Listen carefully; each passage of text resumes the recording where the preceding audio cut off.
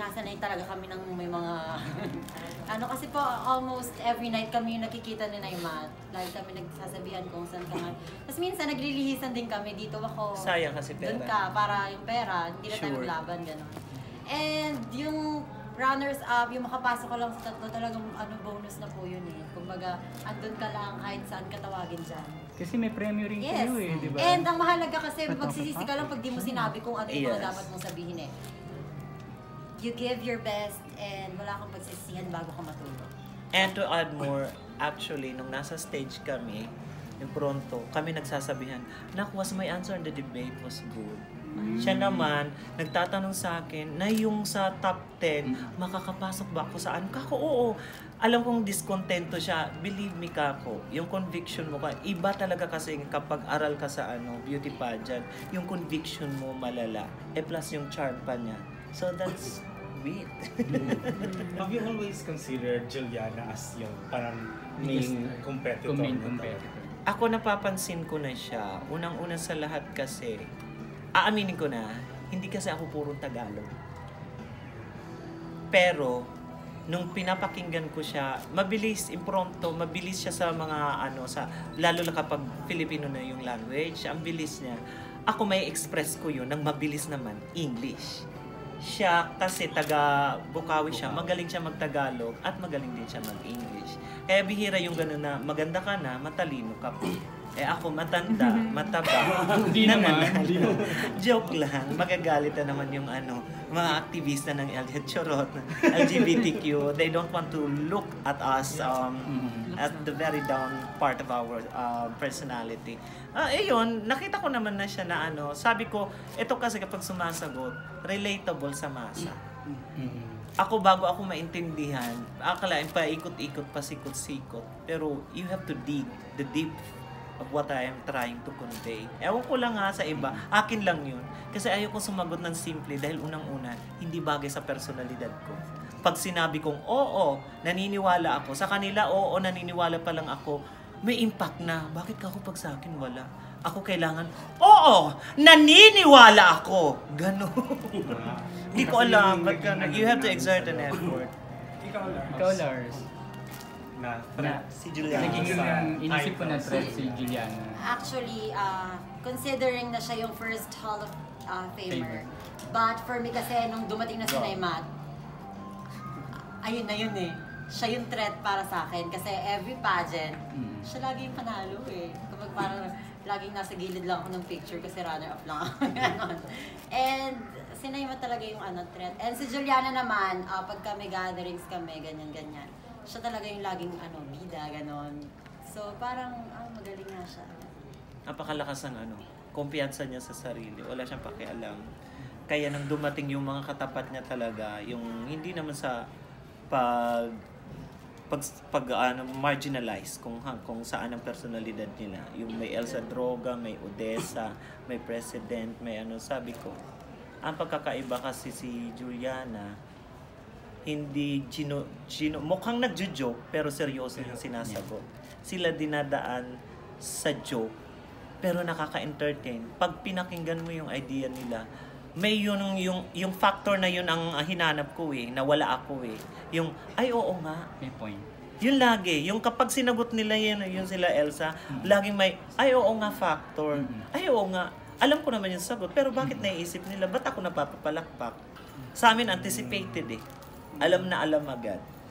Ang susunod na magtatanong ay si Rincon Tissera at fluent sa Spanish at Nihongo, Michael Almacen of Geeks Buzz. Hola, mi nombre es... ¿Cómo estás, señorita? Mi nombre es Madrica May Centino. Yung Diyos ang Saides. Nakaraan, tanong na may mo What's next after Miss Q&A? For sure, we'll be back with pageant. Yes! So tuloy-tuloy pa rin ang pageant. Yes, yun nga ang naging mali ko. Siya na nasanay. Kasi habang papalapit na mga 2 weeks na lang, sumalang pa. Nakadalawang tigti 10,000. Ako puro palabas. Sabi ko sinisave ko yung sarili ko. Yung pala, mas masarap pala talaga pa. Alam ko naman yun na dapat mas maganda yung laging sparring ka, hasang-hasa. Kaya kanina, aminado ako, i-reveal ko. kabang-kaba ako sa debate kasi hindi talaga ako marunong makapag-debate. Pag na-trigger na yung damdamin at emosyon ko, naaawa na ako sa kalaban. Unless kung physically niya ako. Yun. Doon lang ako magiging waray. Pero nakipagsabayan ka kanina, man. Correct. Hindi ko alam yun. Nakipagsabayan Hindi ka. ko talaga alam yun. Basta mayroon lang nag-coach sa akin na huwag kang sasagot na parang nag-question and answer ka na nakatingin sa tao. Titigan mo sa mata, lalo sa gitna ng kilay. Kasi madami pa akong gustong sabihin nun. Sabi ko, ay, maiksi lang yung ano. Although ang sabi nila sa akin, ikaw kasi yung klase ng tao, tinanong ng isa, dami-dami mong sagot, di mo diretsuhin. Yun ang mali sa akin. Pero wala mang magagawa. Ganun ako ka-talkative at ganun ako mag-explain. Pinaglihi nga ako sa Bulaklak, di ba? Darcy, what's ikaw? next What's for next? you? Ayun, balik contest. Kumbaga parang tuloy yung buhay. Naiba lang kasi medyo kilala ka na ng mga tao. And I believe na... Wala nang effort. Hindi, yung Palakpakan. pagkapanalo ko dito, that would help a lot. Pagsasali ako ng pageant. Kasi kilala na ako ng mga audience. Saka yun nga, yung pagsali nyo rito, nadagdagan yung fans nyo. Kumbaga Parang ang kanina, laking tulong di ba? ko. Kumbaga, ayun eh. Ako Ang dami nabawasan. nagsisigawan sa inyong tatlo, kayong top Thank 3. you. Sa mga kapamilya leading men, sino sa kanila yung gusto nyong makalab? Wow. Makatrabaho. Makatrabaho. Laughing agad. Ako may sa itsura kong to, baka gawin akong madya. Sa totoo lang, nagwagwapuhan talaga ako kay Zanjo Marudo. Mahilig kasi ako yung typical na, yung appeal lalaking-lalaki. Tapos malaking bulas. Basta malaking bulas. Malaki, basta yun. Ikaw, Lars. Ako si James Reed. Kanina. So kilig na kilig ka kanina. Super tawa ako ng tawa. Marco Gumaba. Ay, parehang. So, nag-try ka bang humarot kay James kanina? Oh my God! Magagalit yung boyfriend. Boyfriend. Ayaw nga. Ang susunod na magtatanong, mahilig din sa Moreno. From Show Business, RM Marcel. Mahilig sa mga ito. What if meron showbiz offer sa inyo? Ayun na yun. Would you grab ba? Or mas stick pa rin kayo sa pageant? That was a big opportunity. Kumbaga parang if there is a chance, why not, di ba? And pag nag-succeed ka doon, then go. Pero pag hindi, balik pa rin na contest. Ganun Ramdam lang. ko sa probinsyano ka. Yung di ba? Ikaw ang papalit kay Aliana. Para ba natatapos yung project? Charot. Go lang. Ako okay. Why not? Pinangarap ko yun. Pinangarap ko talaga. Kasi ako sabi ko, pag Lord ibinigay mo sa akin yung 1 million, alam mo na yun. Parang graduation day ko na sa pageantry. Parang ititigil ko. Siguro magse-celebrate ang mga baklang ibang kontisera. Joke na to be boastful. Yun, sabi ko, kung mananalo ako, di magninegosyo ako. Kasi gusto ko yung padero-derecho. Eh hanggang sa ngayon, FYI, for everyone's information, isa pa din ako sa magiting na breadwinner sa amin kasi malaki kaming pamilya. Yun. Maintenance nila mother, 20k a month, ganun. Hindi biro yun para bunuin mo sa isang pageant lagi. Katakot-takot na protesta, katakot-takot na lutuan, katakot-takot na basta masakit na ngayong arthritis ko. Yun. Kaya lahat ng opportunity grab, kumbaga. Yun. Kailangan pa din. Mas maganda kung may pelikula. Hindi ko alam kung anong Hindi ba kayo ipapagawa. hindi ba kayo nainggit Kasi kila si Juliana, may project kay na. Elsa, saka kay Princess na nakasama si... Saang parte ako may inggit sa kanila? Sa physical o sa... Dun sa pagsama Charot. nila sa movie. Sa movie, diba? Alam ko yung mga Oo. batang yan. Hindi ko alam. Siyempre may character yan na hinahanap. Once and for all. Hindi ko alam kung... Siguro kung mabetan. Kasi ang oportunidad... hindi ako sa nagdi-discourage ha. Aminin nyo, lahat sa showbiz, kung sino yung runner-up. Yun ang sila. And I'm not discouraging anyone. Wala, ano ka lang, observation ko. Morissette Amon. See? Madami yan sila. Minsan nga hindi pa pasok. Kumbaga hindi lang yung winner ang Exactly. umaariba, pati ang runner-up. Walang timeline sa success. Wala sa edad, wala sa itsura, hindi dahil nakapag-graduate ka ngayon, dahil yung iba nga papatanda na, saka pa nagkakaroon ng kakaibang karir at umaari pa. Kaya ang taong marunong sumuko, wala eh. And I. Laban lang ng laban. And I thank you. And I. Lars, nasagot mo dito. Okay na. Okay, ang susunod ng tatanong, ito, winner sa Love Life. Wala iba kung si Ken Quinto of Kapamilya Kiss. Are you a bisexual? Okay. Then you can ask us. Curious lang ako sa'yo po, yung parang na-feel mo nung kayo Top talaga 3. Juliana. Nagkaroon ka na po ba dati ng mga past competition na naging runner-up? Madami din. Meron pa nga yung... Eto yun ha, sasabihin ko. Nagsimula ako ng contest sa 13 years old. Tapos hanggang ngayon kumo-contest pa din ako. Ang tendency kapag kilala ka, alam din yung mangyayari. Either hindi ka magustuhan o naiirita sa'yo yung judges, or either plus point mo yun. Dalawa lang yan. Kagiliwan ka, kainisan ka. May point pa nga. Pero bilang lang naman yung ilalaglag. Medyo super sakit. Masakit. Excruciating yung nag-effort ka na masahe ka, nag-commute ka. Yun lang naman iniisip. Masarap tanggapin kung totoo talagang talunan ka nung pangtalo ka talaga sa gabing yun. Madaming sitwasyon na. Yun. Kayo na po ni Juliana, tapos tinawag mo yung pangalan ni Juliana. Nauna kasi akong sumagot. Nung sumunod siya na sumagot, sabi ko, ay mas magugustuhan yung sagot niya.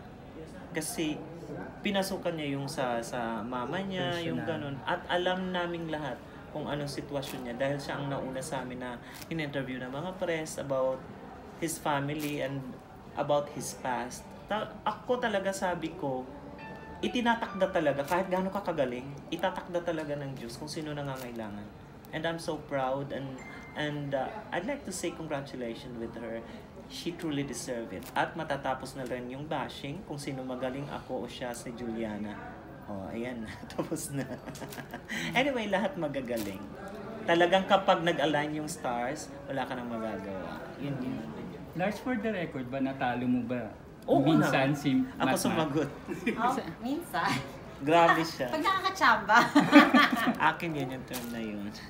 Ganyan yung batang yan, humble din. At least nagbibigayan kayo ng... Hindi, ganito po kasi yun. Pag gabi mo. Tama. Pag sa'yo yun, kahit anong galing niya para sa mga audience, Pag umaga ang labanan akin. Paggabi daw kasi. Nasanay na kasi kami sa Miss Q&A. Kaya ngayon naluloka iba, madali na lang sa amin sagutin yung mga yung mga out of nowhere na sa totoo lang, kung tutuusin nung bago-bago kami, ang hirap i-analyze. Actually, hindi po ako nag-audition.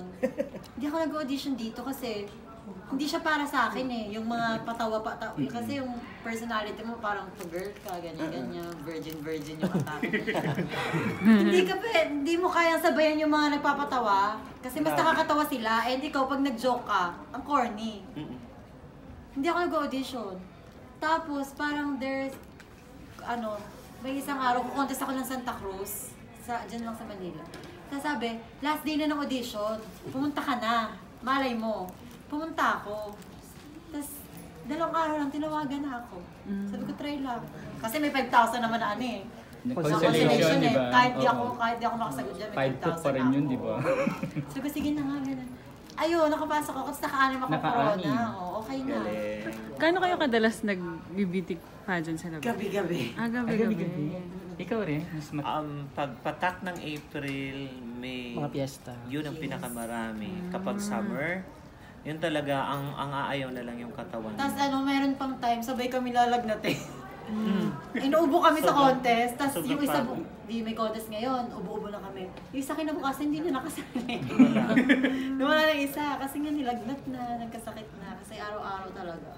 Hanggang kaya namin. Masarap kasi kapag nakikita mo yung kunwari yung napanalunan mong pera, hindi mo gagalawin yung envelope. Hanggang sa nabubuo na siya, magkakaibang kulay. May stripe ng blue at red. Pagkachipan yung sponsor. Pagbongga naman yung gawa. Pabongga Matigas. naman yung matigas na ano na parang So parang customized. sash na rin yung envelope na nakukuha nyo. Ano? Actually, hindi kami, ayaw namin magpaka-ipokrita. Alam ko may mga kontisera eh. Minsan mas ayaw namin ng crown, literal na crown, ng sash, basta't may envelope. Correct. Mataas na kasi ngayon ang kaya mataas na din ang kompetisyon pagdating sa pageantry ng yung usual na pageant ng mga Becky. Pag nakikita mo may mababa 10. Siyempre pag inaraw-araw mo yung 10. Parang Malupa. mas mataas ka pa sa sumusweldong nag-o-opisina. Pero Pero kung araw-araw ka nananalo. Pero ano ginagawa niyo pag walang pageant? Yun nga, parang langgam. Kapag tag-ulan, tulog. Ipon. Kaya Kasi ipon meron kapag... talagang time na wala. Ayan, kunyari, June. July. Dito June, na July. July. Oo. Wala Tag-ulan. yan. So, May at April, Kaya ni-reserve mo ang Miss Q&A. Kasi malaki-laki ang price, tama? hindi naman. Joke lang na. May, April, dun kami kakayod. Para June, July, may panggastos kami kasi wala naman kaming trabaho eh. Saya. Tapos mga September, ayan pa isa-isa, dalawa, isang buwan. October, ayan na, medyo marami na. December, tapos January hanggang ulit, May. Yun na ulit, tapos ikot lang. Curious lang ako kasi Miss Q&A yung contest, di ba? Meron din ba kayo kagaya ni Pia na parang notebook dun sa mga question na Parang pinaghahandaan. Yung Ako kasi hindi mahilig mag-review. Hindi ko alam kung bakit. On the spot. Basta ako pag nakita ko lang na, Questionnaire. kunwari, nakikipag-usap tayo ngayon, mahilig ako makipag-usap, yun ang bisyo ko. Hindi ako umiinom hindi ako nagsiyosi o di kaya nag-indulge sa mga bad vices. Bad vibes na rin yun. Yung vice, yung pag-inom ng alak. Yun, makipag-inuman ka sa mga lasinggero. Ang dami mo matututunan. At makipag-inuman ka sa adik. Bakit adik siya? Lahat ng tao pala may pinanggagalingan yung pagiging masama nila sa kung ano sila ngayon. Kung bakit sila nagpapasaway. Pero ako hindi ako napapagod na umintindi sa tao. Dahil alam ko, kahit ang pinaka-notorious na kriminal, may malambot na bahagi ng puso yan. And Thank you. Ikaw, Lars, may mga questionnaire ka bang pinag-aaralan? Hindi, wala. Kasi, mentras na mag-aral ako, mas lalo kong Hindi natuloy. nararatel. Yung pag pinaghandaan ko, lalo akong nagkakalabo-labo na yung mga sa isip ko. Kaya, kung ano na lang yan, parang yun na lang din yung sasagutin ko. Pagka may tanong, sagot, gano'n. Hindi na yung- actually, nahasa siya ang maganda sa batang to,